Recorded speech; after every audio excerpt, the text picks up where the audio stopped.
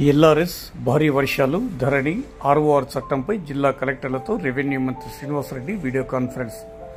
LRS దరఖాస్తుల scrutiny కట్టుదిట్టంగా సకాలంలో పూర్తి చేయాలని, జిల్లాలో అవసరమైతే అదనపు సిబ్బందిని తాత్కాలికంగా నియమించాలని రాష్ట్ర రెవెన్యూ శాఖ మంత్రి పొంగులేటి శ్రీనివాసరెడ్డి సంబంధిత కలెక్టర్లను ఆదేశించారు.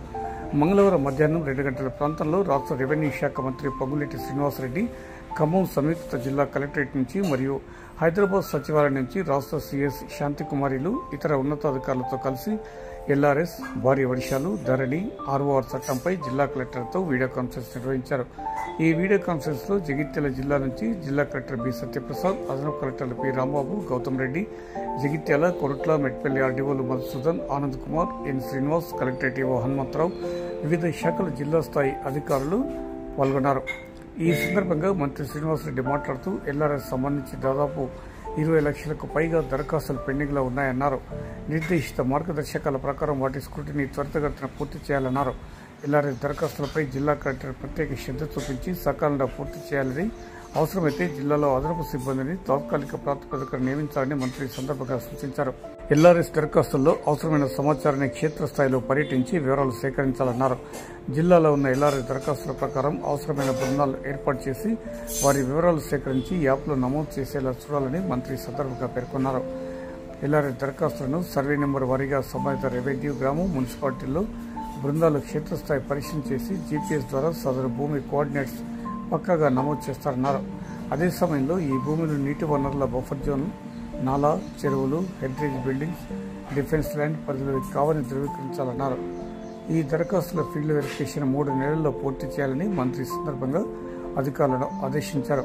అలాగే రాబోయే 5 రోజుల పాటు భారీ నుంచి అతి భారీ వర్షాలు కురిసే అవకాశం ఉన్న నేపథ్యంలో అధికారులు అప్రమత్తంగా ఉండాలన్నారు. జిల్లా కలెక్టరేట్లో ఈ నెల 23న ఉదయం 10 నుండి మధ్యాహ్నం 1 గంట వరకు ముసాయిదా రెవెన్యూ చట్టం 2024పై అభిప్రాయ సేకరణకై చర్చా కార్యక్రమం. కలెక్టర్ బి సత్యప్రసాద్, రాష్ట్ర రెవెన్యూ మంత్రి Ponguleti Srinivasa Reddy, chief secretary Shanti Kumari video conference ద్వారా జిల్లా కలెక్టర్లతో మంగళవారం మధ్యాహ్నం 2 గంటల ప్రాంతంలో వీడియో కాన్ఫరెన్స్ నిర్వహించి ధరణి సమస్యలు మరియు ముసాయిదా రెవెన్యూ చట్టం 2024పై సమీక్షా సమావేశం నిర్వహించడం జరిగిందని కలెక్టర్ బి సత్యప్రసాద్ సాయంత్రం 4:30 గంటల ప్రాంతంలో ఒక ప్రకటనలో తెలిపారు. ఈ వీడియో కాన్ఫరెన్స్ లో పేర్కొన్న మేరకు తెలంగాణ ప్రభుత్వం కొత్తగా ప్రవేశపెట్టిన ముసాయిదా రెవెన్యూ చట్టం 2024పై అభిప్రాయాలను సేకరించడం కోసం సమావేశాన్ని ఏర్పాటు చేయాలని వారు ఆదేశించారని కలెక్టర్ తన ప్రకటనలో వెల్లడించారు. ఈ సందర్భంలో రాష్ట్ర రెవెన్యూ మంత్రి శ్రీనివాసరెడ్డి, చీఫ్ సెక్రటరీ శాంతికుమారిల ఆదేశాల మేరకు జగిత్యాల జిల్లా కలెక్టరేట్ సమావేశ మందిరంలో ఈ నెల 23న ఉదయం 10 గంటల నుండి మధ్యాహ్నం 1 గంట వరకు ముసాయిదా రెవెన్యూ చట్టం 2024పై అభిప్రాయ సేకరణ, సలహాలు మరియు సూచనల కొరకు చర్చా కార్యక్రమం ఏర్పాటు చేయడం జరిగిందని కలెక్టర్ బి సత్యప్రసాద్ తన ప్రకటనలో పేర్కొన్నారు. ఈ కార్యక్రమంలో మేధావులు, రైతు సోదరులు, విశ్రాంత ఉద్యోగులు, విశ్రాంత రెవెన్యూ ఉద్యోగులు, ప్రజాప్రతినిధులు, ప్రజలు, పాత్రికేయులు, న్యాయవాదులు, ఆసక్తి గల వ్యక్తులు, రెవెన్యూ సంఘం ప్రతినిధులు, గెజిటెడ్, నాన్ గెజిటెడ్ మరియు ఇతర ఉద్యోగ సంఘాల ప్రతినిధులు పాల్గొని తమ తమ సలహాలు, సూచనలు తెలపాలని కలెక్టర్ బి సత్యప్రసాద్ తన ప్రకటనలో కోరారు.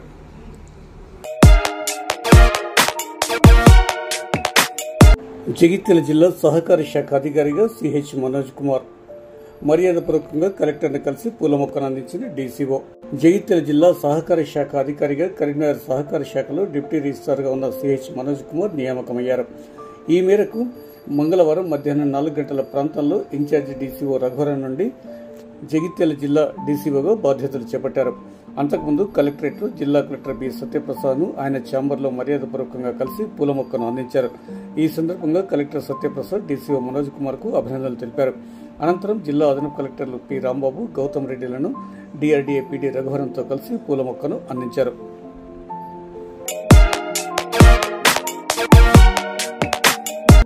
ప్రజలకు ఇబ్బంది కలగకుండా డాక్టర్లు వైద్య సేవలు అందించాలి. జిల్లా కలెక్టర్ బి సత్యప్రసాద్, ప్రజలకు ఇబ్బంది కలగకుండా డాక్టర్లు ప్రభుత్వ పరంగా వైద్య సేవలు చిత్తశుద్ధితో అందించాలని కలెక్టర్ ఈ సందర్భంగా ఆదేశించారు. మంగళవారం సాయంత్రం 5 గంటల ప్రాంతంలో కలెక్టరేట్లోని కాన్ఫరెన్స్ హాల్లో డాక్టర్లతో సమీక్షా సమావేశం నిర్వహించారు.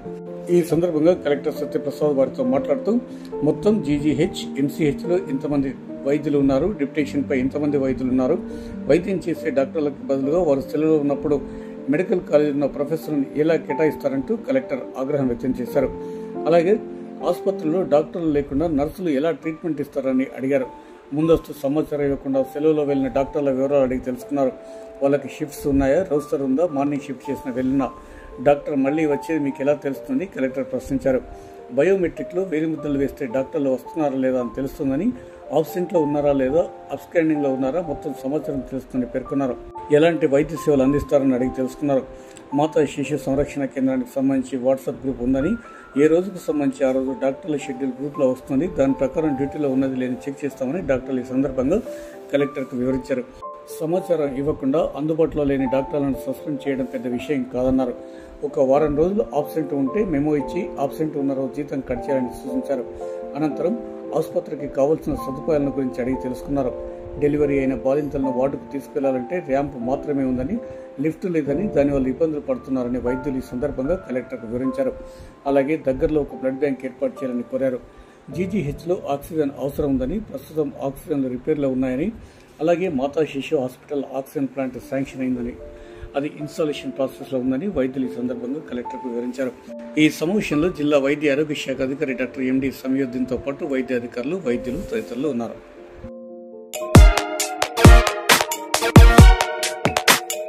జగిత్యాల జిల్లా కేంద్రంలో ఈ నెల 25న కేంద్ర మంత్రి బండి సంజయ్ చేతుల మీదుగా వాల్మీకి ఆవాసం నూతన భవన ప్రారంభోత్సవం సేవాభారతి ఆధ్వర్యంలో జగిత్యాల పట్టణంలోని గీతా విద్యాలయం గ్రౌండ్లో నిర్వహిస్తున్న వాల్మీకి ఆవాసం నూతన భవనాన్ని కేంద్ర మంత్రి బండి సంజయ్ చేతుల మీదుగా ఈ నెల 25న ప్రారంభించనున్నట్లు ఆర్ఎస్ఎస్ విభాగ్ సంఘచాలక్, ఆవాసం భవన నిర్మాణ కమిటీ అధ్యక్షుడు డాక్టర్ భీమ్నాథ్ శంకర్ తెలిపారు.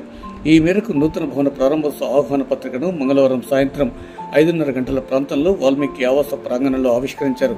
ఈ సందర్భంగా భీమ్నాథ్ శంకర్ మాట్లాడుతూ, గత 32 సంవత్సరాలుగా గ్రామీణ నిరుపేద నిరాశ్రయ బాలల కోసం వాల్మీకి ఆవాస విద్యాలయాన్ని నిర్వహిస్తున్నామన్నారు. ఇంతకాలం సొంత భవనం లేకపోవడంతో విద్యార్థుల ఇబ్బందుల దృష్ట్యా సమాజంలోని అనేక మంది దాతల సహకారంతో నూతన భవనాన్ని నిర్మించడం జరిగిందన్నారు.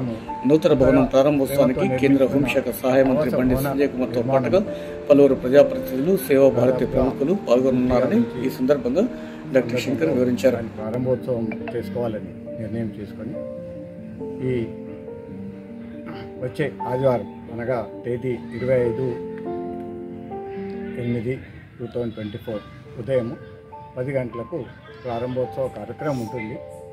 దాని గురించి ఇంకా వివరణగా మన డాక్టర్ గారు మిత్రులందరికీ గత 32 సంవత్సరాల నుండి నిరుపేద, నిరక్షరాస్య, దళిత, బలహీన వర్గాలు బాలురకి మనము ముఖ్యంగా తల్లిదండ్రులు లేని పిల్లలు, తల్లి కానీ తండ్రి కానీ ఇద్దరు కూడా లేనటువంటి అనేక మంది బాలుర విద్యార్థులకు మనము ఆ వసతి ఏర్పరచాలని చెప్పి వాళ్లకు విద్య, వైద్యము, భోజనం, వసతి ఇవన్నీ కల్పించాలి అనేటువంటి ఒక సదుద్దేశంతో సేవాభారతి తరఫున శ్రీ వాల్మీకి ఆవాసము గత 32 సంవత్సరాల నుంచి దరూర్ క్యాంపు లోపల గీతా విద్యాలయంకు అనుబంధంగా నడపబడుతుంది. అది అందరికీ తెలిసిన విషయం. అయితే ఒక చక్కటి వసతి ఏర్పరచాలనేటువంటి ఒక ఆకాంక్షతో మనము చాలా పెద్ద ఎత్తున దాతల నుండి మరి విరాళాలు సేకరించి సేవాభారతి ద్వారా కూడా మనకు కొంత రావడం జరిగింది. కాబట్టి ఈ సమాజం లోపల ఉన్నటువంటి అనేక మంది మరి శ్రేయోభిలాషులు, హితైషులు,